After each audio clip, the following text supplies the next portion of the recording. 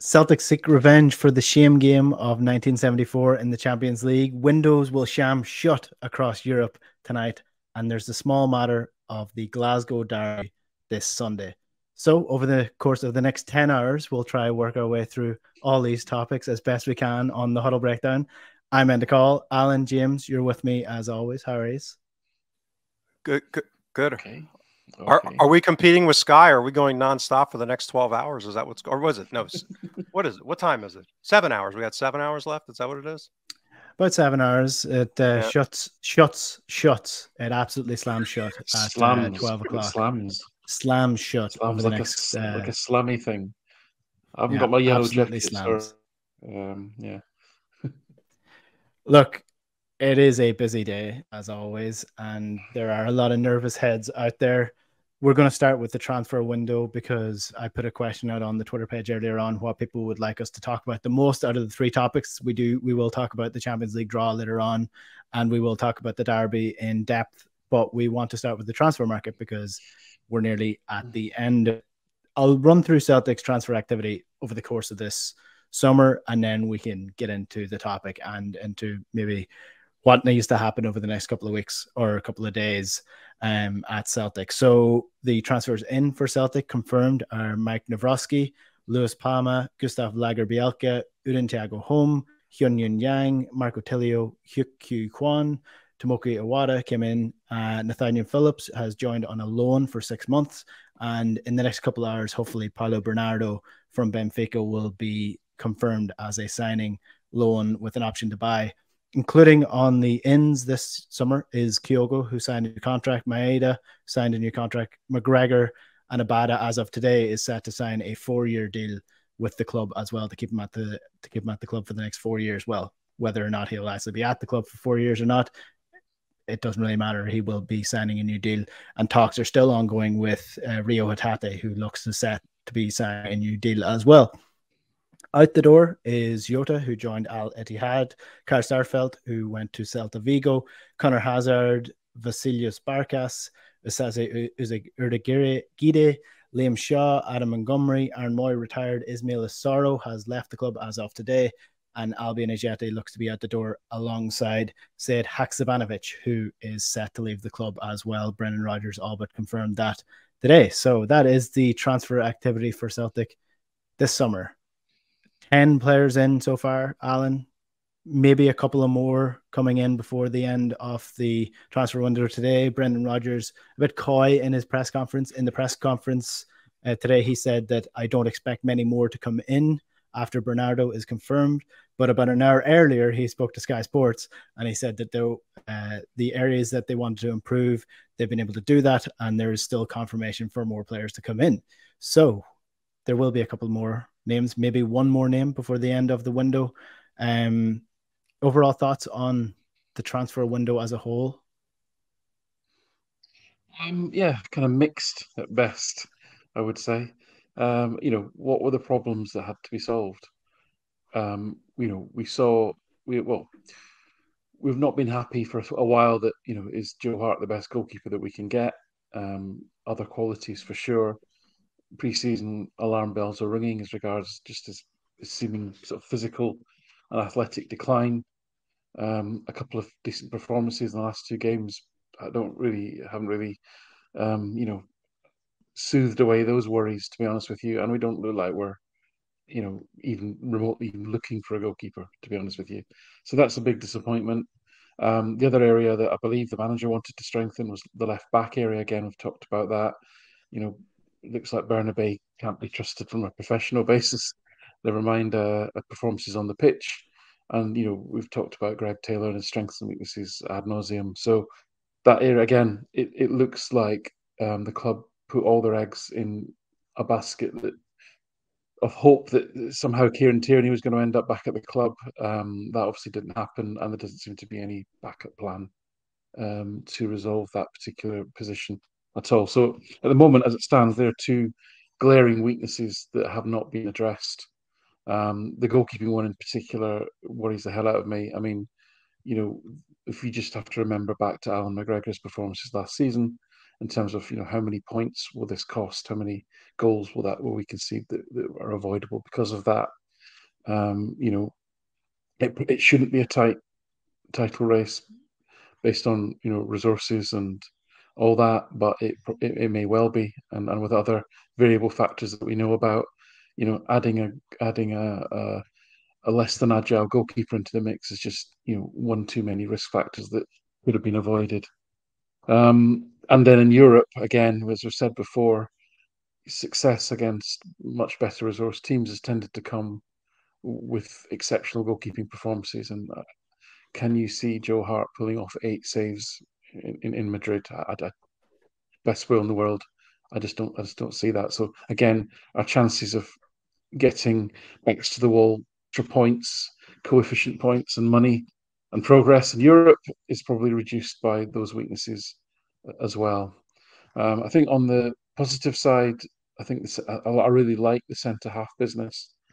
I think Lagerbielke, Nawrocki, as much as we've seen him, and Nat Phillips, I think are all really sensible, smart buys. I think net they're upgrades as well in terms of what we had, so that's good. The fact that they're all injured or unavailable is unfortunate, and probably not, just the way that things go. I'm kind of okay with the likes of I've never seen Tilio play, but Tilio Home were both relatively kind of cheap young players that we hopefully will see more of. Luis Palma seems to profile quite well. Whether he's up to Jota standard is yet to be seen, and Yang's been quite promising as well. I think that, Bernardo. I mean, as Roger said in his press conference, he was he was, he said it himself. He's a young kid that they're looking to develop. So that didn't sound like he was getting a ready-made midfield experience sort of player that's going to raise the level in the Champions League. So all of that, add in the fact that we've been a bit slow in getting rid of players. That was one of the other problems on my to-do list that I wanted to see resolved, is getting players out the door. I think again it's been mixed success on that one. So and then the question you have to ask yourself is, are we, if we're not in a better position to win the league, given what's at the end of the season, which is a massive uplift in Champions League money and direct qualification, if we haven't strengthened to better make that a higher probability, that's unforgivable. If we haven't strengthened enough to compete more in Europe, that's just really, really disappointing. And I'm not convinced that we have, frankly. So overall, yeah, I would say I have my doubts. Yeah, that seems to be the general feeling across at least what we're seeing on social media. Although, again, I'll stress that I'm not a very good barometer, but reading Celtic fans' reactions to this transfer windows and in replies to our tweets and comments on YouTube every week, it does seem like most people are worried about the season. Now, I'm going to be the optimistic one in the room, even if it's just to move forward the conversation a little bit here, James. I think what is wrong at the minute, and certainly the disconnect I feel is one of the issues, is the lack of trust between Celtic fans and the Celtic board. That trust was the bridge between the Celtic fans and the board was bridged by Ange Postecoglou when he was at the helm, because when he came in, immediately the players he brought in clicked at the club. They looked sensible. They were good players. It was Kyogo. It was Hatate. These players made sense. They improved the team. And suddenly Celtic fans had a lot of trust in the process of what Celtic were doing in terms of the players coming in. Ange Postecoglou is no longer at the club. Now it's Brendan Rodgers, who was at the club previously, left the club in a bad way. And that trust is not there anymore in how things are done. Now, can I put forward an argument to you, James, that if Celtic came away from this transfer window with 3 new centre-backs, 3 new centre midfielders, and 3 new wingers, albeit they didn't improve the goalkeeper and didn't improve the left back, I'll take that as a loss for this window. If Celtic did that with Ange Postecoglou at the helm, I think people are looking at this transfer window in a completely different light. I think you're probably right. or at least I think that's a reasonable, plausible hypothetical. That's not to say that that view would be accurate.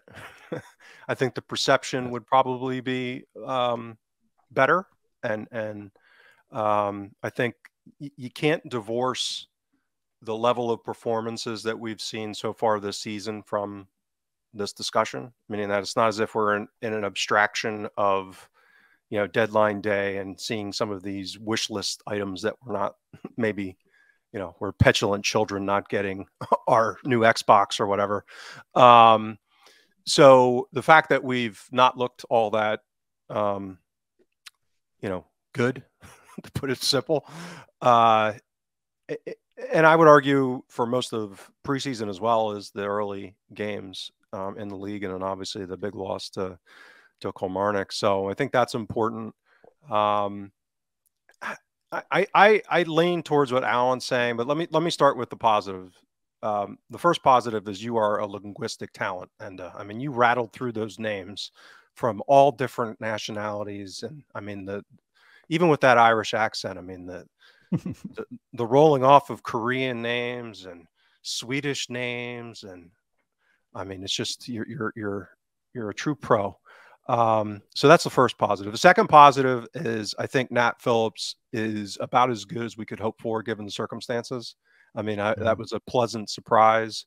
You know, not that he's a world beater, but I think he's of a quality that, you know, is very impressive given that this was likely not planned and kind of a reactionary type of situation. So that's really good news. It'll be interesting to see how he adjusts. He hasn't played all that much, yada, yada, yada.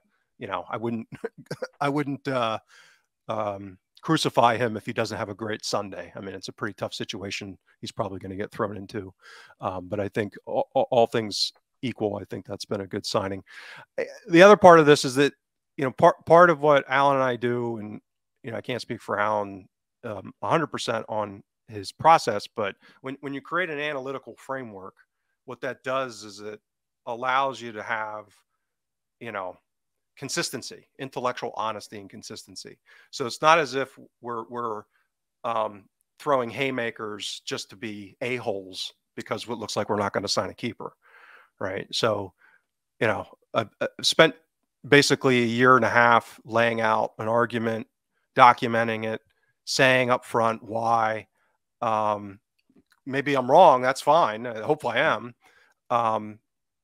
But to me, going into this season with Joe Hart as number one is, you know, borderline gross negligence. Like it's that level of bad decision-making in my view. Like that's what my analysis and that's what my framework. So to me, that he's such a fulcrum here. And I've done a couple of threads on this. Like the pendulum here could swing. I've said this before, but I don't think the gravity of it is you know, appreciated enough. Is that we probably scored 21 goals more than we should have last season, roughly. You know, give or take. Maybe, you know, maybe the model's not great, but let's say with a swing of three or four goals, so somewhere around 15 to 20 goals. Just because opposition keepers were abnormally bad against us, not because they're bad keepers, but their distribution of being bad was weirdly tilted towards it being against Celtic. And that's a completely uncountable thing that you can model or expect. It just happened, right? So if that, you know, so we scored something, I think it was 77 goals in Rogers last season. And about 22 goals of that, meaning 114, I think we scored last season. That's a huge difference, 37 goals.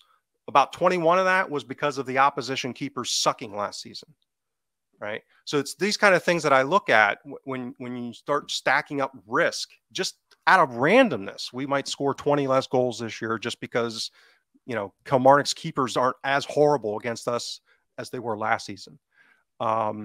So when you have a controllable risk, like an old keeper who's clearly in decline, was not at a shot-stopping level when he arrived at Celtic for what we should be striving for, and is now in the point where he's really not at our level. You know, to me, it's kind of absurd that it may not get addressed. So to me, that was a focal point of my priorities and then what I thought the club should address heading into the window. If that's not addressed, I mean, I can't change how I view that now. I mean, like, it's still my view. I think it's consistent that, you know, I stick with that, and the facts haven't changed. Like, I don't, if anything, you know, to Alan's point, things have gotten worse. Like, it looks like he might be declining faster than we might had hoped otherwise. The other stuff, you know, it's a lot of it's going to just be speculation. We won't know until the proof's in the pudding. The stuff I do on profiling ahead of time, not real positive on total. Like, some of the players have, you know, Holm and Yang have aspects that are very promising, but are they likely to be in that Jota, Carter Vickers? I mean, that's kind of what Alan and I have talked about is, you know, the idea here is to build a platform to start signing 3 or 4 of those kind of players in the window to improve, to raise the bar as far as the quality of players to compete in Europe. And I think my view is that has not happened. Maybe it will. Maybe some of these players will come good. I don't think that's likely. I think it's less likely than likely that that's going to happen. So you know, given all of that, right now, you know, and again, we got 6.5 hours left here. Maybe something material changes. Maybe they do sign a keeper. Maybe they do sign a really good left back. Maybe the guy from Benfica is a world beater. Maybe, I mean, you know, it's tough to profile him. He doesn't have a lot of history that's quantifiable. So, you know, I think I was hoping to see more reliable upgrades of quality signed and the keeper position. And so far, in my view, we haven't done any of that. Without maybe Nawrocki is the one that you could say, okay, well, he's maybe fits that category. Mm-hmm. I think I do agree with you. I think goalkeeper is one position where I'm very disappointed that Celtic haven't improved things. Left back, I think you can make do if necessary with Greg Taylor. He was fine last year. He won a treble last year, and I know you're not improving, but you know, we're not talking about a position that is, you know, going to be at fault for Celtic falling down into 4th or 5th place. Like, Greg Taylor was very solid in the Champions League last year, you know, but I think watching Celtic's first choice goalkeeper, who seemed to be Dominic Livakovic, go to Fenerbahce for 6 million. I think that's where it stings, because that is a player who was in reach and was in price range, and Celtic didn't go and spend that money. One of the things that Celtic have been accused of this summer, Alan, is sort of bargain basement buying, and, you know, looking for the 1 to 2 million player instead of going for the 6 to 10 million player. Now, I'd have tweeted slightly about this earlier on, that some people were annoyed at. I wasn't having a go at the fans. That's not what I ever try to do. I'm never trying to purposely wind anybody up. But Albion Ajeti is leaving the club after a couple of years of absolute nothing. Celtic signed him for 5 million, and he was due to be Odsonne Edouard's replacement. For 5 million, Celtic signed him. They're selling him now for 500,000, and he was an absolute flop. So when you look at what Celtic are trying to do with the lower fees, they're trying to find value at that amount of money so that you can spread across the risk across these lower fees, rather than taking the punt on the guy who's costing 6 to 10 million and is absolutely useless come the end of it.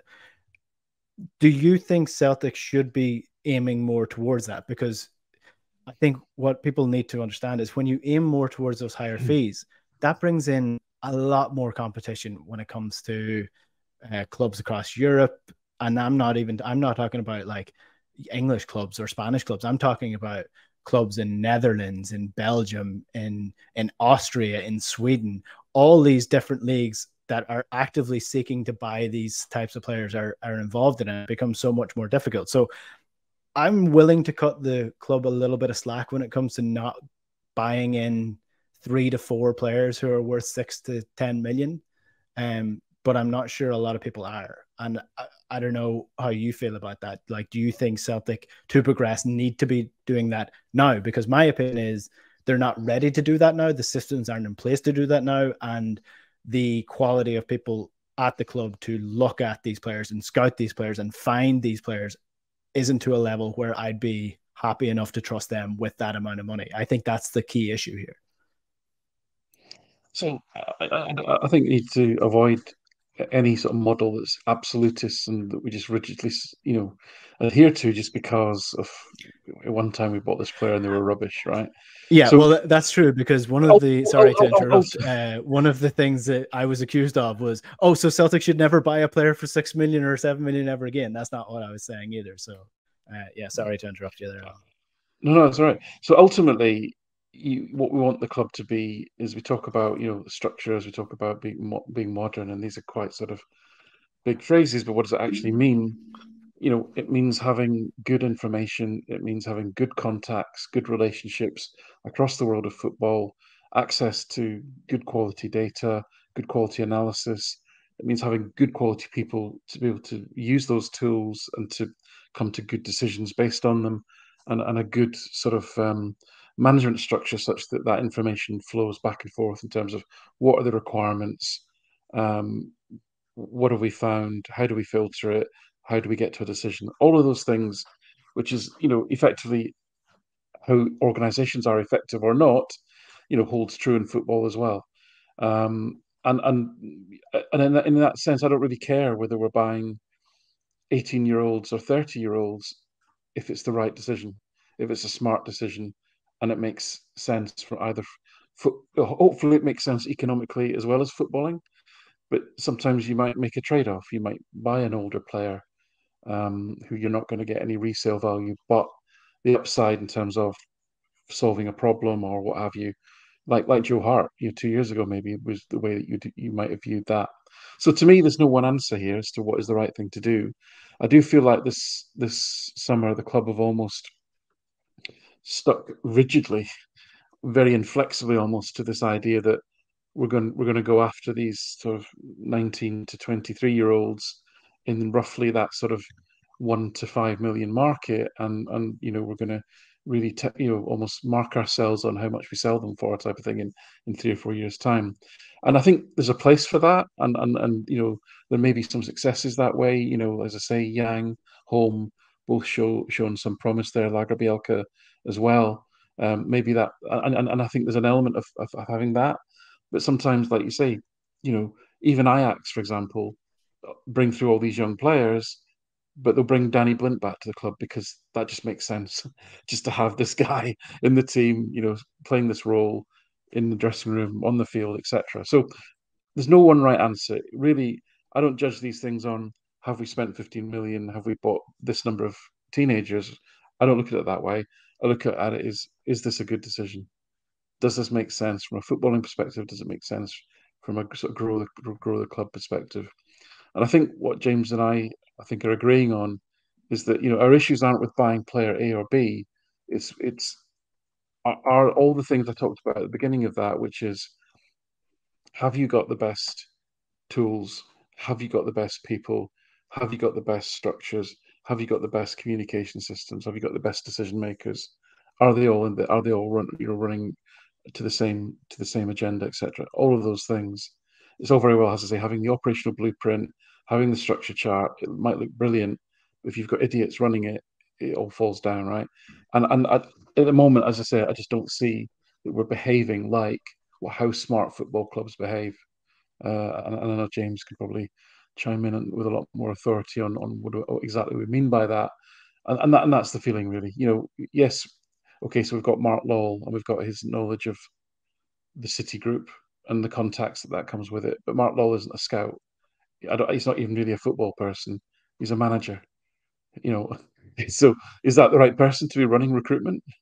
There's probably a role for someone like him in that you need someone to actually run it and be the operations manager and manage the team. But who's making the decisions on the players? Who's cranking the handle on the software? Who's setting the filters? Who's setting the criteria? Who's deciding that and interpreting what Brendan Rodgers wants into how does that look like on a screen? How does that look like when I watch a video? How does that look like in the data? Have we got the best people in to do all that? That's where I'm not sure, and I don't think we've even got a clear vision of what that looks like, because it just seems to be so many more clubs behaving far smarter with far less resources than Celtic, And what is frustrating is that these are all things that don't cost as much as buying football players. And if you could just invest in the right things, we could save ourselves an awful lot of money on buying dud football players. That's really the point we've been trying to make for years now, actually. Yeah, I do take that point. I completely agree with you, but I'll raise you a certain different point. There are clubs across Europe that are smarter than Celtic, that are less financially strong as Celtic, and that operate in a much smarter way transfer wise. Let's throw Brentford into the mix or Brighton into the mix, but they're obviously in a different world now financially. But let's use Alkmaar or Molde. They weren't when they started. As they examples. weren't when they started. This is true, right? But the point that I'm going to make is that it is so much easier to be that type of club when you are not the expected winner of your league by a long stretch. You can take risks, you can make changes, you can fucking completely overhaul your system with new players, new men, new scouts, you can invest in data, all these things, right? Celtic are expected to win the league year after year after year after year. They've started the league campaign this year with, what is it, 2 wins, a draw, and a loss in the League Cup, and chaos. So give it a year, 2 years, 3 years of Celtic being slightly less active in the transfer window, not really competing all that great in the league, but at the end of the day, we're overhauling these systems. It wouldn't hold water. The fans wouldn't accept that. So I think it's much more difficult than people imagine to completely change the systems that are in place at Celtic in the Scottish League. I really, really do.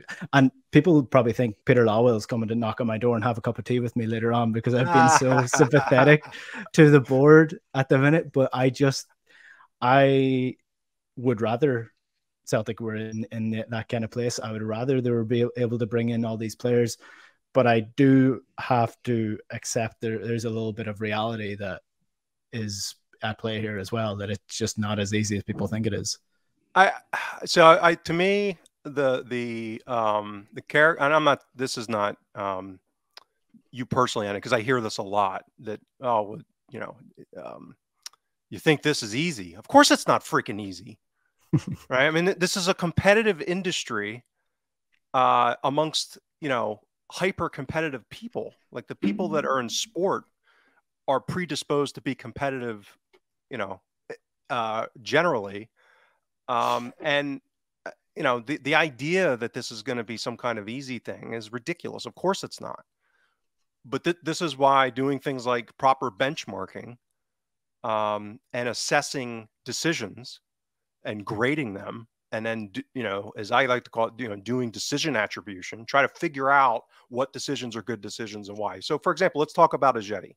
This is a good example where we're just, it's like the definition of insanity, doing these things over and over again, right? So we entered arguably the most important domestic season in at least a generation, seemingly with a plan to go 3-5-2 with someone with dubious character and track record in Lee Griffiths as a cornerstone of that strategy. And then when he went, belly up, not surprisingly, and again, the human part of this, lockdowns, pandemic, all of that's true, but you're still counting on someone who hasn't been a world-class professional. So you go out and you get Ajeti, nominally to play in a 3-5-2, which actually kind of made sense at the time.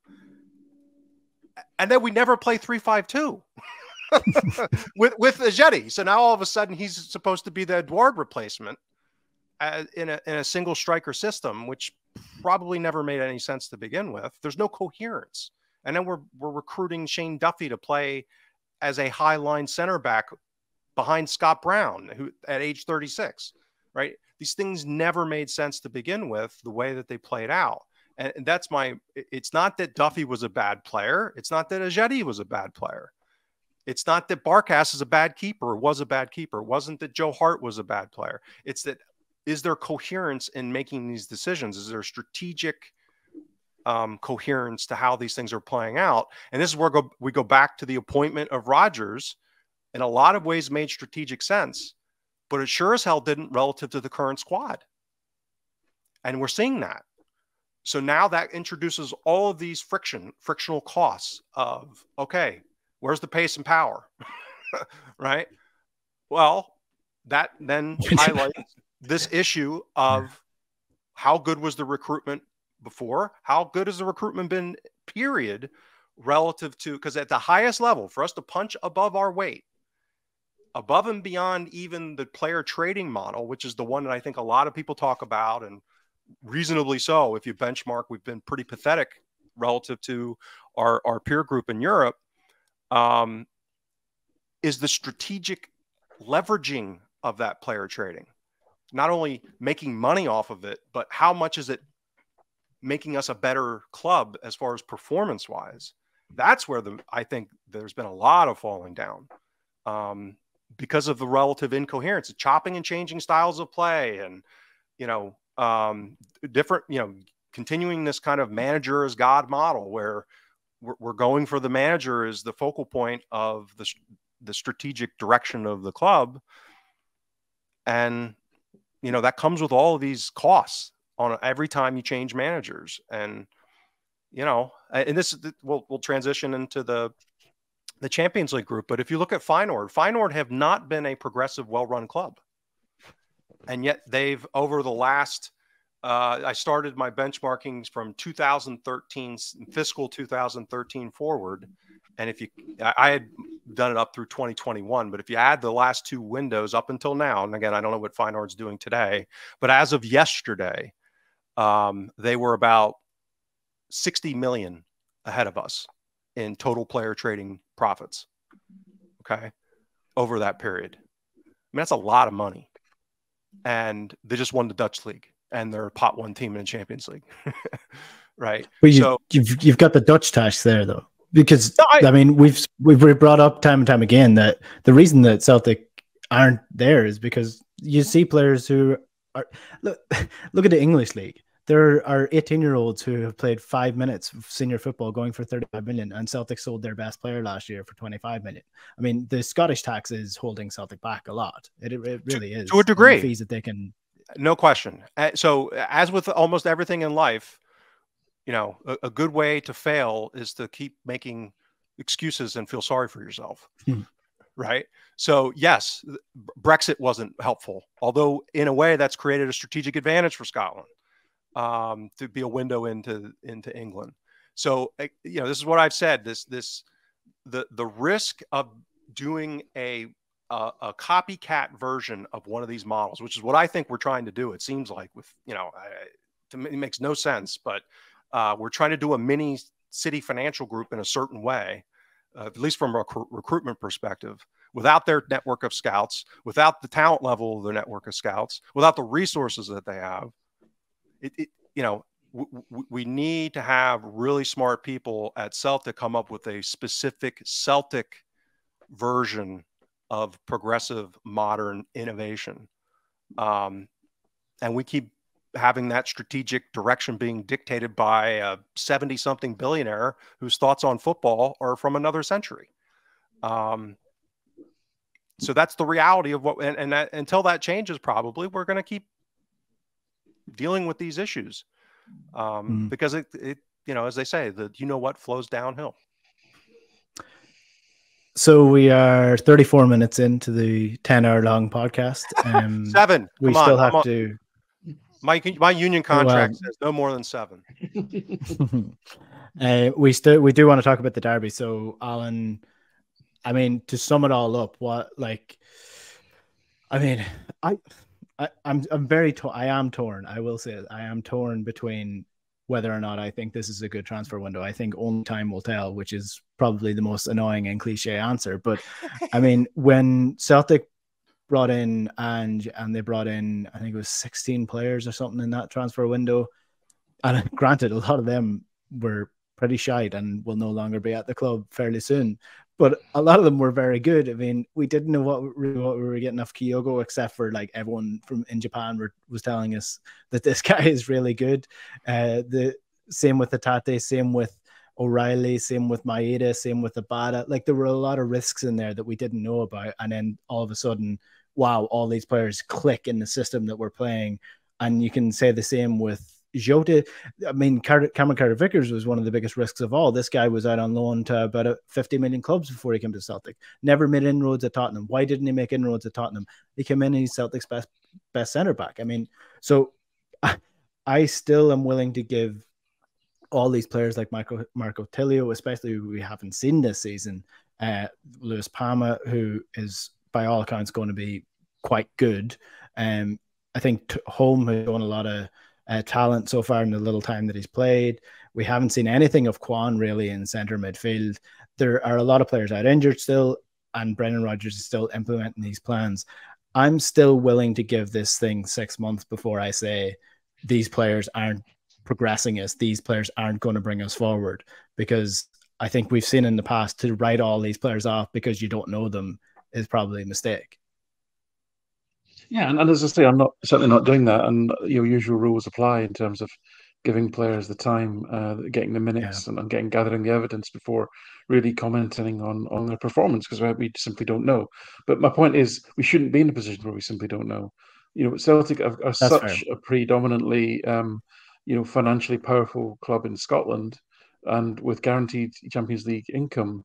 And listen, the good news is, we reference some of these clubs that are smart around Europe, and the Alkmaars and the Brightons and so forth, but the vast majority of clubs are not, right? So the good news is there's a huge amount of waste and latency and inefficiency in the system still, which meaning that you can pick up a Carter-Vickers for relatively small money, because the likes of Tottenham, I mean, are hoarding these players who actually have got a lot of qualities and never get near the first team. So that's the good news. But we shouldn't be here, wondering, will this squad be good enough to win the league? We should have, we had the resources to be able to bring in players that we're all going, wow, this guy profiles really well. I'm not, you're never going to be 100%, but you could get to sort of 70-80% of like, yeah, I think this guy's going to be pretty good. Like you would with a Kyogo, and I know that was slightly different in terms of local knowledge. So I don't think that's I think it's fair to question that. That isn't to doubt the guys that have come in. The point is we simply don't know, and it's the don't know bit that I'm objecting to, not the fact that some of these guys could actually be quite useful. As I say, we just don't know yet. So no, not writing any of them off. The bits that I've seen of Yang and Nawrocki and Lagerbielke, to pick those three out, especially, actually been quite pleasantly surprised and quite optimistic. But listen, we do have to put on the table injuries. As I've said many times before, Celtic are the last team in Scotland that should be whining about injuries, given the number of players that we've got, the financial advantage we have over the rest of the teams. But we see it over and over again. It is disruptive, and it can be fragile. You're trying to implement a new style. You don't have, that defence that we finished the game against St Johnstone. Ralston, Lagerbielke, Scales, and Byrne. I mean, oh my God! Did we really think we would be starting the season? And in all likelihood, we'll be going to Ibrox with that defence on Sunday. Come on. Yeah. Phillips has got to go in. Well, Taylor. Well, no. I mean, seriously. I mean, there's a significant chatter that Phillips isn't fit enough to play tomorrow, right? So but listen, it doesn't matter. It doesn't matter tomorrow. Listen, as far as my thoughts on that are concerned, is this isn't on Rodgers. Okay, he didn't bring this injury crisis that we've got amongst key positions. He's put his trust in the club to provide him with the players that he can then take Celtic forward with. He's been very clear about that. Has he got quite the depth and experience that he wanted? I suspect not. Again, he probably took the job hopefully with eyes wide open and not know how this would work. So anyway, so tomorrow to me is not, Sunday is not on him if it doesn't go well. All the pressure in that game is on them, not Celtic. All the pressure, right? Beale's failed to navigate to the Champions League. That's an enormous. However much you'll see it being spun about how brilliant the Europa League is and how much money it will generate, it's a massive fall off in revenue for the club by not making it.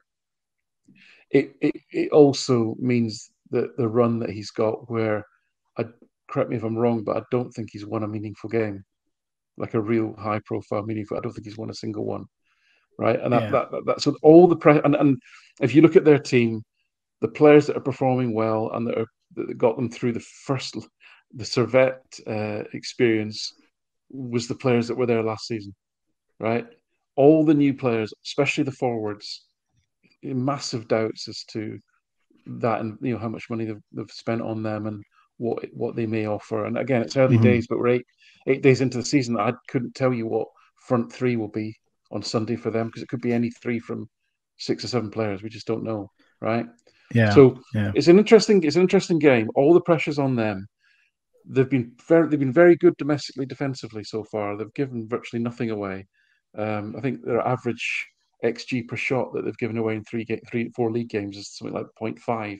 It's 0.05, sorry, 0.05, which is extraordinarily low. We've actually been pretty good. I know we've not scored in 2 games, but actually we've been generating a lot of shots, a lot of XG in all of our games. But of course, our defence is a huge issue because of personnel. So you've got a misfiring attack against a dodgy defence, is the way I would characterise it on Sunday. And there's so many unknowns around new personnel. I don't know how it's going to play out. You've got to add in no fans, obviously, and that will have a massive impact. I mean, that's just must be such a bizarre environment to play in for a professional player. The referee will have no support. Celtic decisions. There will be no support from anyone to back up any Celtic divisions that get held for it. Whereas you've got 50,000 people, screaming every time the ball hits somebody in the box, etc. So all of that, right, is against Celtic. So I'm not expecting much, I'll be honest with you. But I think tactically, there's an awful lot of unknowns. And what was interesting as well is that the sort of last kind of point on this is that even though that I think the Rangers have been given very little away domestically, their defence did not scale well to Europe. They've given up way over nearly 1.5 XG every game in the 4 Champions League qualifiers that they've played against middling teams. Okay, so their attackers look more comfortable playing in the European games. Funnily enough, they don't seem to cope well with the low block. So maybe they'll do better at on Sunday. But their defence did not scale well to good quality opposition, really badly actually. Yeah, so for sure. I think there's an awful lot of conundrums, but I'm as chilled as I can be. The injuries are what they are. Can't change that. And as I say, all the pressures on Mickey. I think somebody, I can't remember who said it on Twitter, but basically the narrative changed at exactly the right time for Celtic. Really, that PSV game couldn't have come at a better time for Celtic and for Brendan Rodgers going into this game, because they get absolutely hammered in Europe, destroyed by PSV in Europe, a calamitous defensive performance. And then Celtic announced 2 new signings about 24 hours later. And suddenly the narrative between Celtic being disastrous and walking into a nightmare of a season and a derby match to come and away to Ibrox this weekend, that changes immediately from absolute dire, really nervous Celtic fans to, actually, you know what, they're useless as well. We could actually definitely get a result here if things start to click. Before we move on to the derby game, I do want to thank today's show sponsor, and that is Dermot Desmond and Peter Lawwell.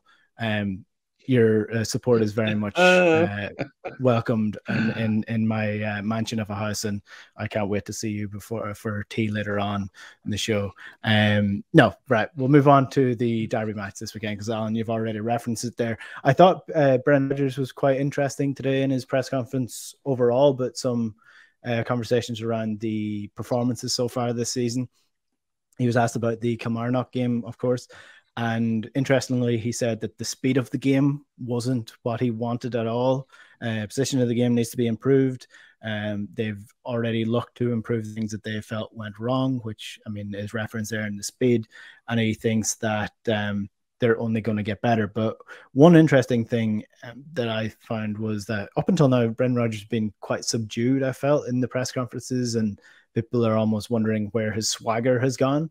But he was asked about the strong performances, and he was quite strong in his rebuttal that he said that he is absolutely no doubt that he knows how to win. He knows what it takes to get a win, and he'll show the players how to win. He said it might not be the first game of the season, but over the course of the season and over the course of my time here, I believe that we will do that. It's just in the little details what we will improve with the players as we move forward, yada, yada, yada. But he was very, very strong in that answer that Celtic are going to be more aggressive, be quicker, be more powerful, and be more attacking, and also win. So I thought that was quite interesting from Brendan Rodgers. James, I'll throw this question to you. How are Celtic going to get at Rangers this weekend? And I'll start with a very obvious one, and that is by getting behind James Tavernier every single time they go at them. Yeah, so that's to Alan's point on their back four, assuming they play a back four, which again, I've probably had. I don't think I've had a derby match going in where had really no clue as far as what each manager is going to do. I think it's very unpredictable. I mean, I converse with some a basket of analytics focused Rangers supporters on Twitter through DM at times. Well, you are one yourself, of course. So. Well, of course, latently, secret. Yeah. So I've asked them, what is Beal doing? And I don't think they have much of an idea either. I think the plan was that they were going to start kind of narrow, almost like a 4-4-2 diamond, 4-2-2-2, Red Bull kind of, set up given their recruitment, and they kind of gotten away from that with Montando now seeming to feature and that kind of thing. So I don't know what they're going to do. Selection's a whole nother thing where, we've had our fun with Mickey and his selection issues at times in the past. So it's very unpredictable. At least that's what my view is. I'm disheartened to hear Alan's comments on, because I hadn't seen that yet on Nat Phillips' likelihood to play, because I think that is a material issue. So I'll be curious to see how pragmatic Rodgers gets, meaning that if I'm Rangers, I attack and press high aggressively and try to squeeze the game big time in Celtics half. If it's Scales and Lagerbilk and presumably Taylor and Johnston, then that scares me, particularly the central three in that equation. And I agree with Alan on Lagerbilk. He's shown some real positive signs, but I don't think he's stress tested at this level with that level of opposition in a high press, playing the way that presumably Rodgers would want to in a build out scenario. So I'll be curious if we try it, meaning that I'll be concerned if it's okay, we're going to stick with plan A. It's the old saying, but if plan B is to do plan A better, then that scares me a little bit if that's going to be our back four or back five. But yeah, we should absolutely be able to create chances. I mean, Tavernier is, again, even the smarter Ranger supporters that I interact with, I mean, it's become a joke with them as well. I mean, it's just his defending is blaring and glaring in it's lacking at that European level, and we've certainly got the attackers and the speed and the skill to test that. So, and Barisic looks like he might be out. He pulled up lame in the game, so Sterling's going to get tested. I don't even know if he's. No, he got torn apart by Bakayoko in the second half as well. Like he didn't look very good at all. I wouldn't want to see Greg Taylor against Bakayoko either, but but is he? I don't think he's a left back. I mean, I think he's played mostly as a right center back and a 3 or at right back when he has played. So, yeah, you would think that he could be gotten at positionally, maybe that kind of thing. So yeah, to me, it's really a question of how we're able to handle their press, and then I worry about midfield. I mean, I say this over and over again. If they try to outnumber us in midfield, and I don't know if Bernardo is going to be fit and ready. Again, he hasn't played that much in recent time.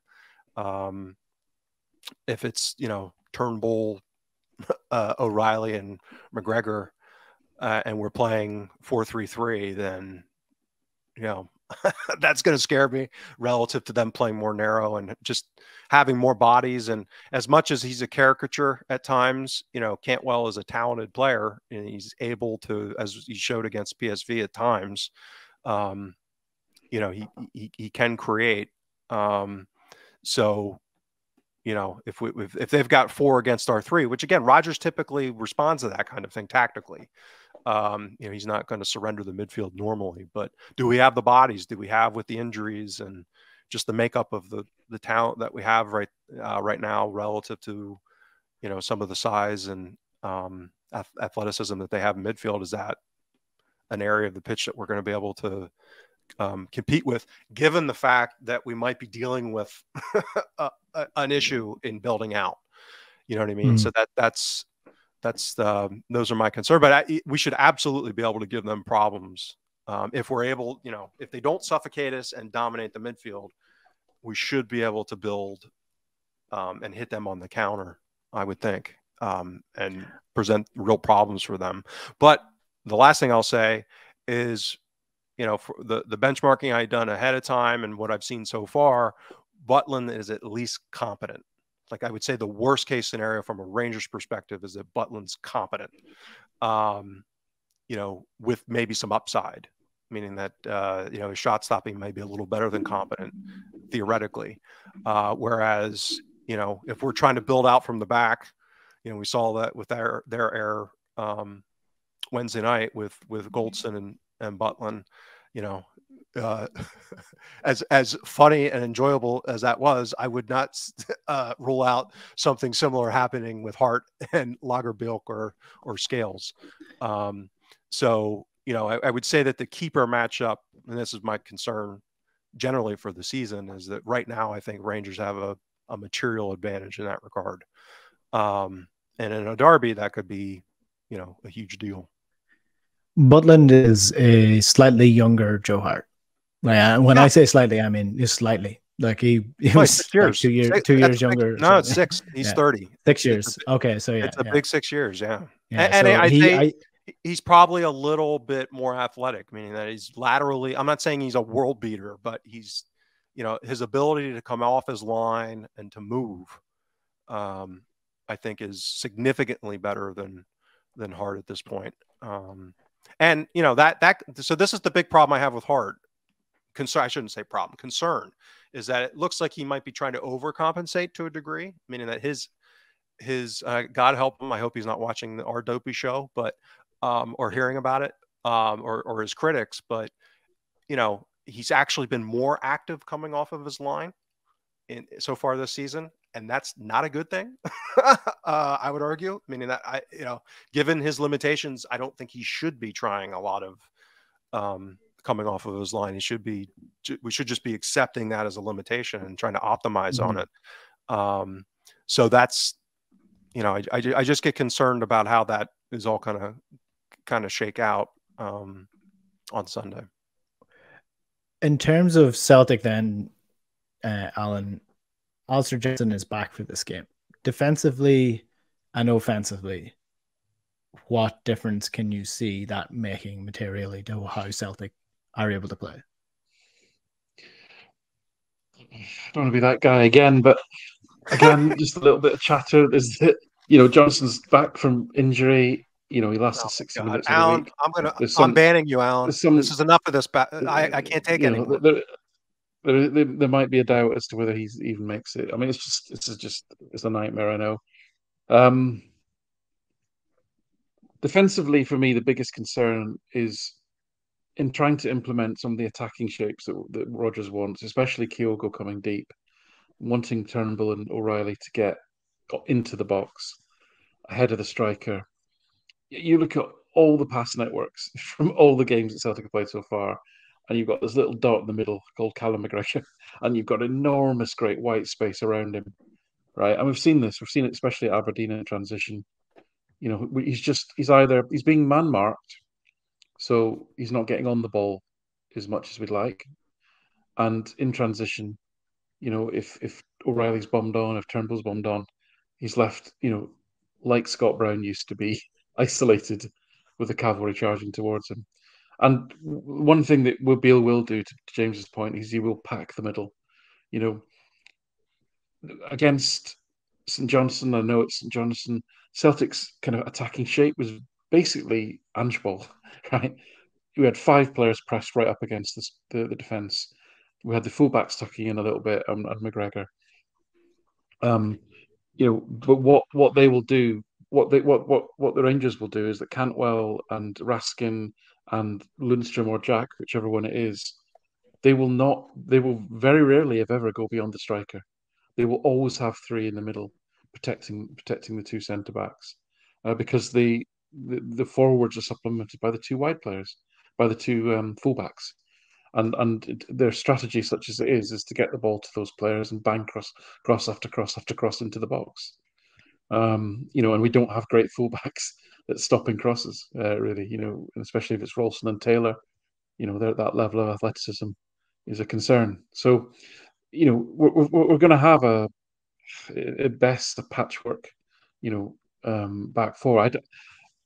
Do we want? I mean, you know, can you think of the last time threw somebody into one of these games when they've just got off the plane and it's been a rip roaring success? I mean, Alistair Johnson was pretty competent. Yeah, he did okay at left back. Rio Hatate. Was he?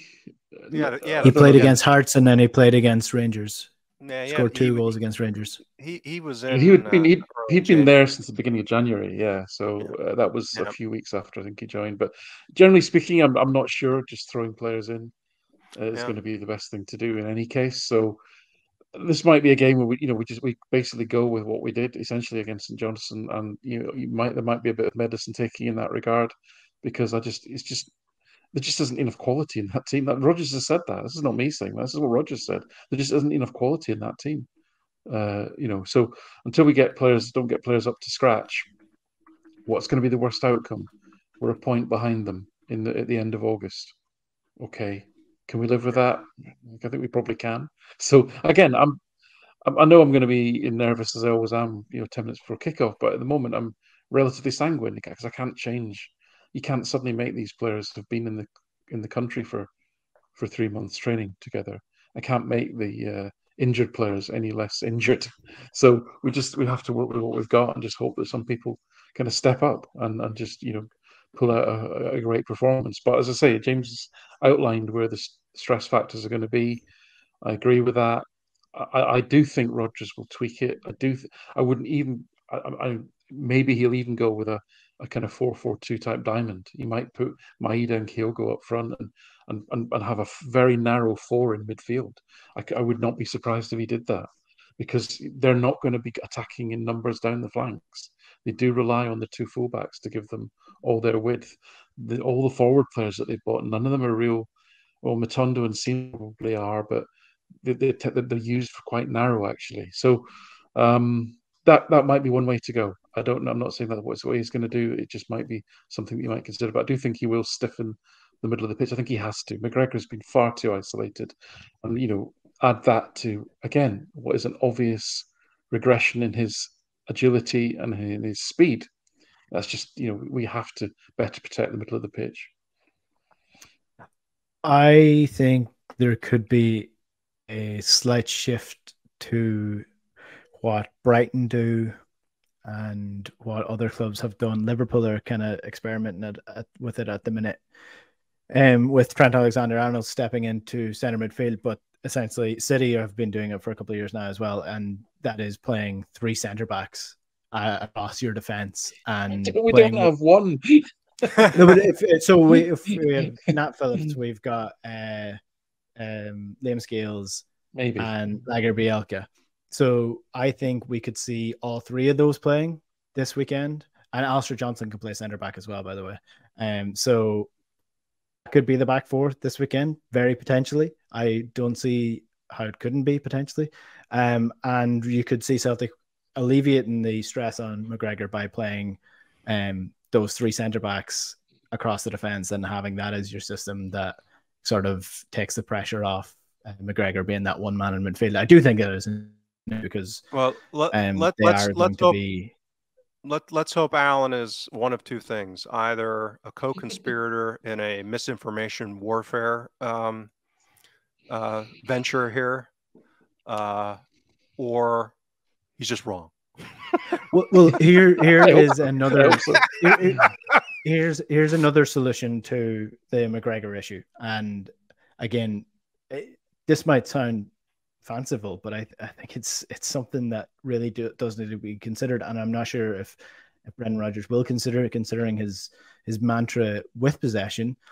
And it's essentially do what West Ham did to Brighton. So what was Brighton's weakness against West Ham was that Brighton have dominated teams by forcing them to press them and then taking them apart on the transition. West Ham said, okay, you can have the ball then. And West Ham beat them 3-0. If Celtic do that to Rangers, Rangers can't counterattack Celtic there, and that weakness of McGregor is not there. So if Celtic let Rangers have the ball and ask them, okay, let's see what you can do, I have full confidence in Celtic being able to hold them out. I'm in 100% agreement, and I actually think that's particularly with the horrid picture that Alan is painting relative to availability potentially, is that would be our best chance at getting a result, because I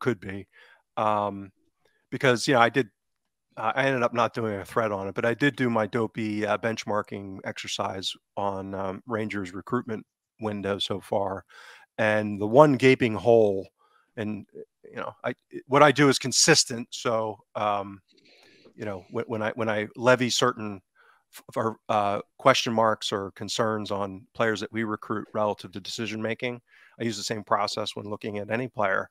And the one thing that stood out, even with Cifuentes and Lammers, I mean, pretty much all of them, is that none of them showed any kind of significant flags for good decision making. Meaning that, the average quality of chances that they create. Danilo is probably the one where he seems to maybe have a little bit of that magic, that ability to create high quality chances with any kind of volume for teammates. And he actually hasn't been playing that much. So the rest of them, and if you've watched them, they've been pretty brutal in the final third, like decision making. Yeah, they give the ball away a lot. So, where we do have a significant talent edge, I think. And they all want to play. Sorry, James. And they all want to play narrow as well. Space. Yeah, agreed.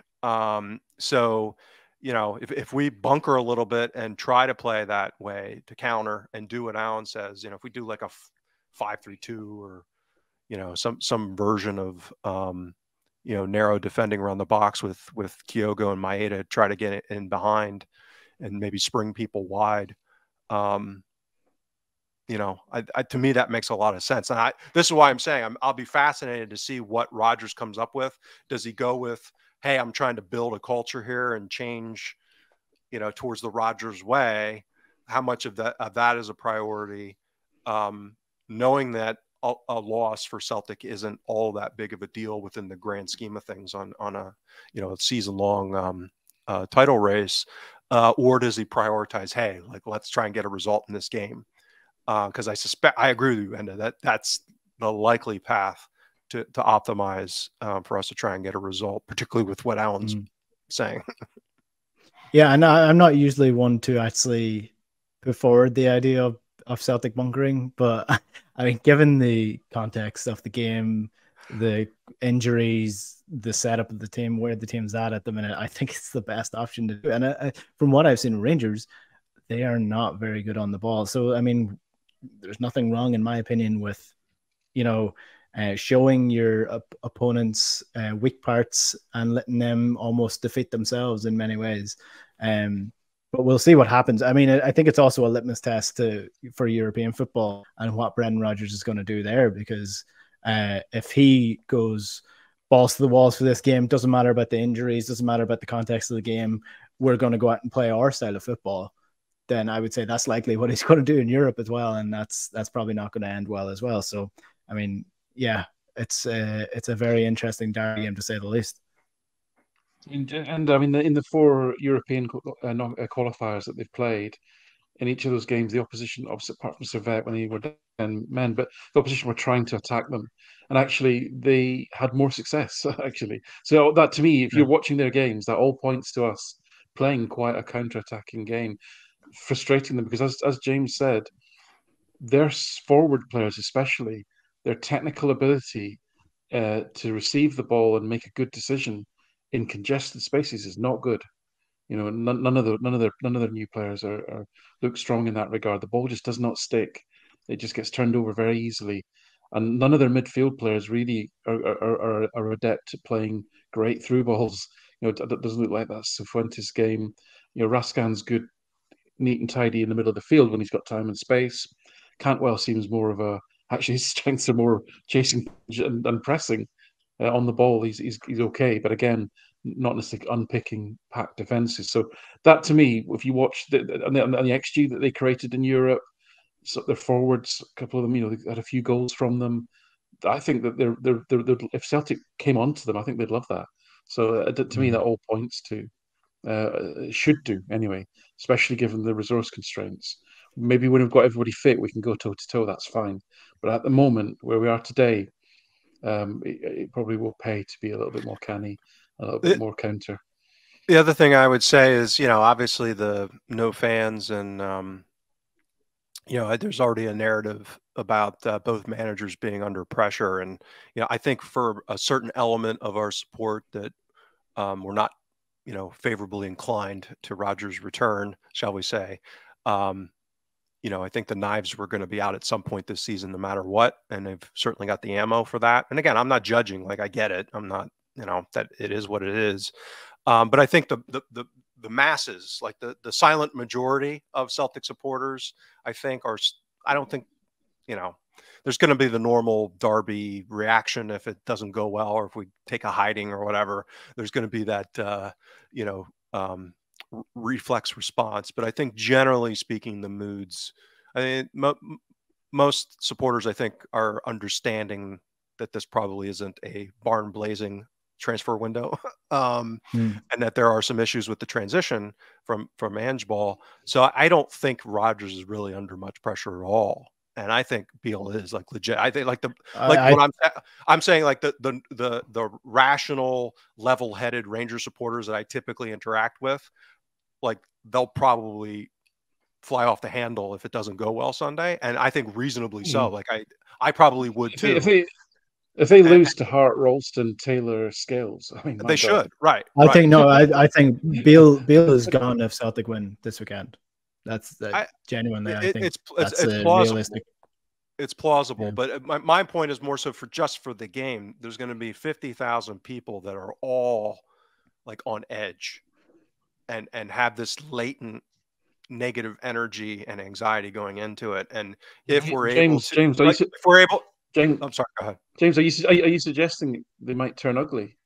Well, it could. I could see it, right? And you know, again, that's not to say that that's impossible at Celtic either this season. If we don't have you know, the kind of season that we're hoping for, but I think they're poised to maybe have that happen acutely.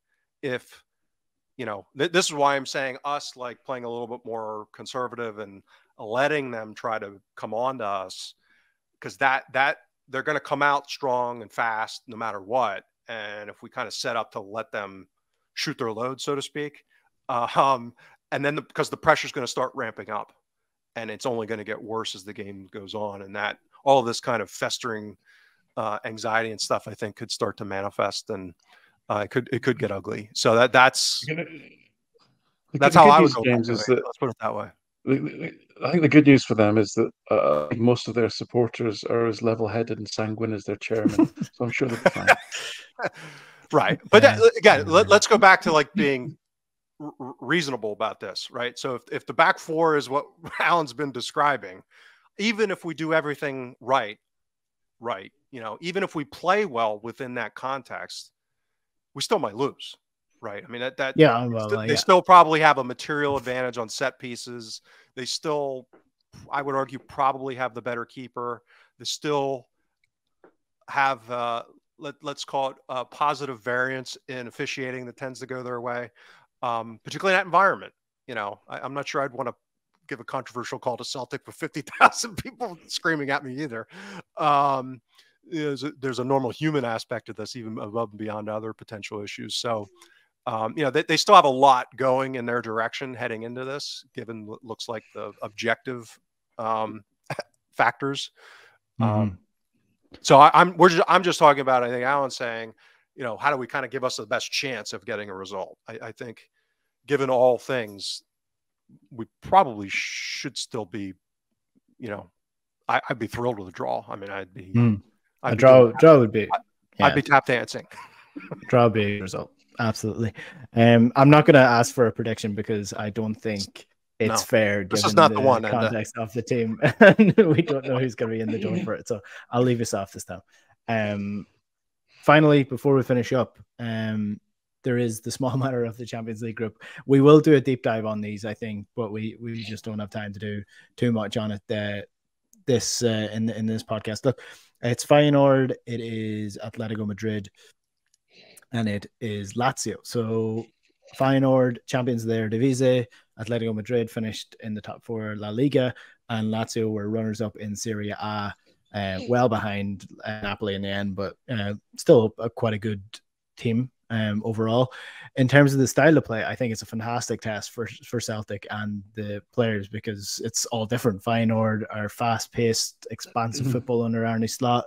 He potentially was going to be Tottenham's manager instead of Ange. So, you know, it's that type on the front foot type of manager that he is.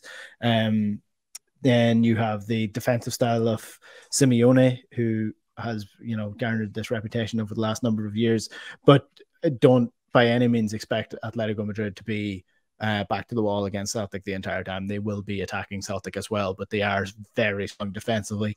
And they do have the relatively speaking, good forward line of Antoine Griezmann, Memphis Depay, and João Felix. I mean, like they're all right. They're pretty decent.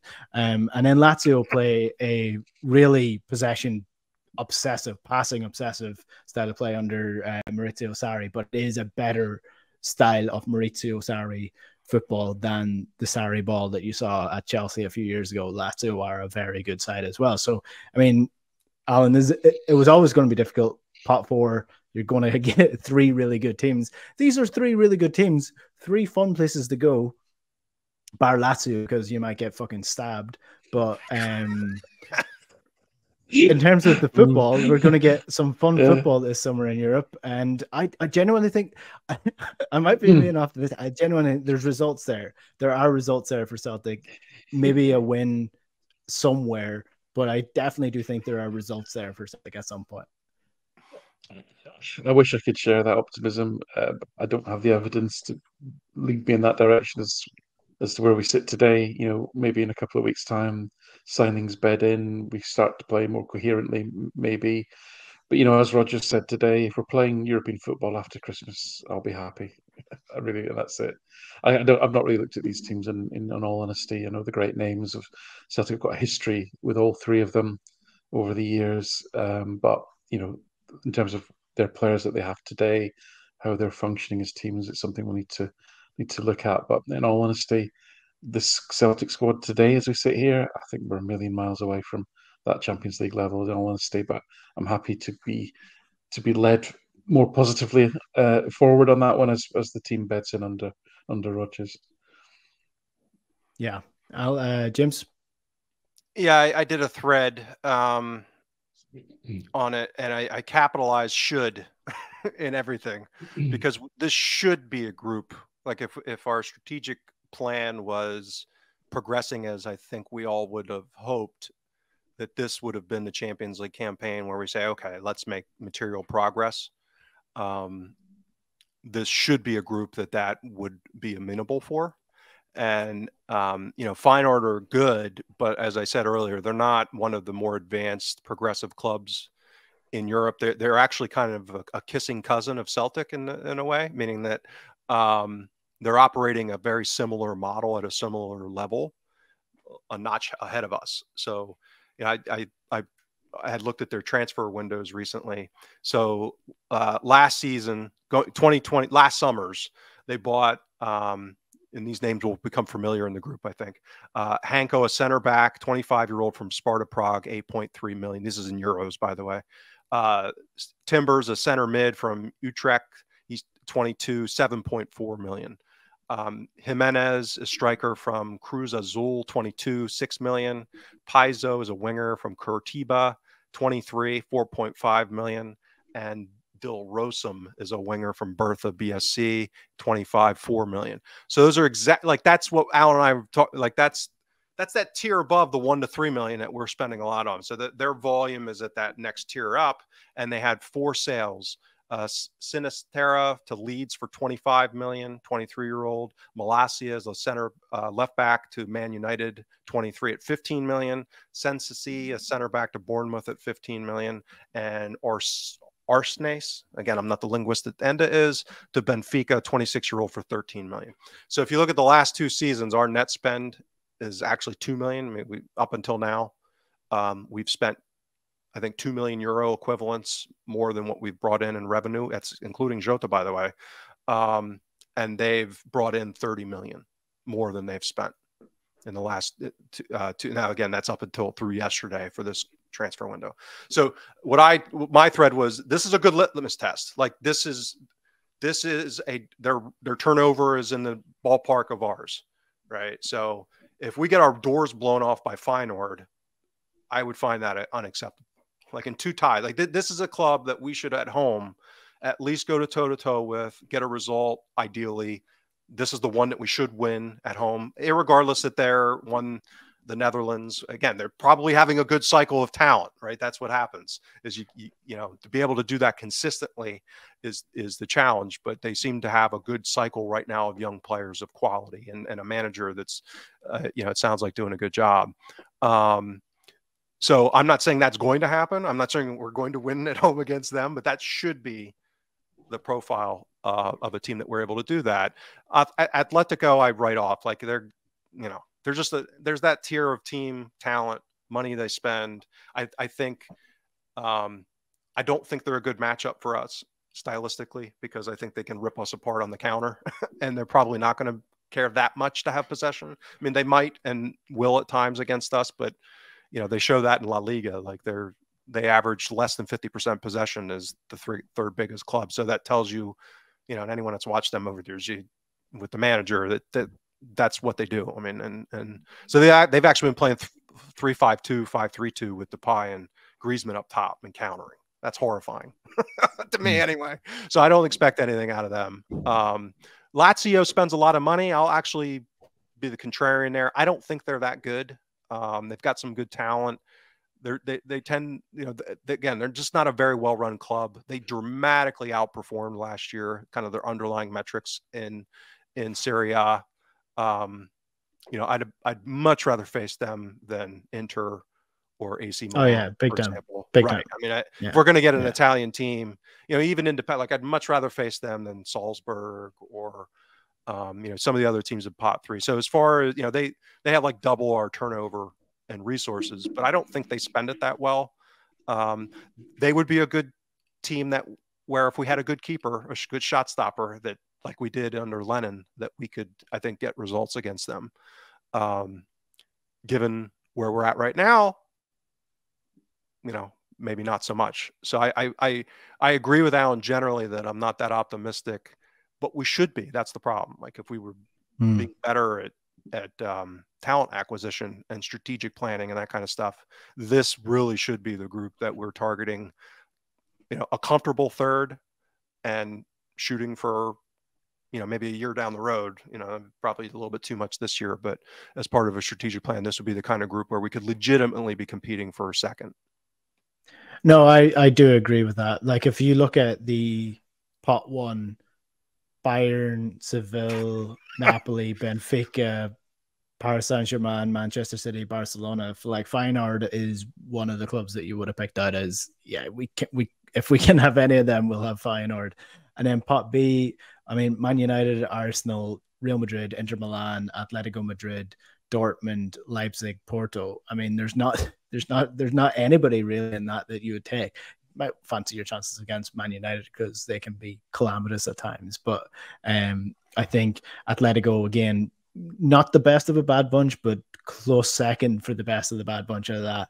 And then Pot C, wasn't the strongest. I would have taken Copenhagen, Zagreb. You probably would have taken Copenhagen, like Braga, Shakhtar, Red Star, but it's not Salzburg.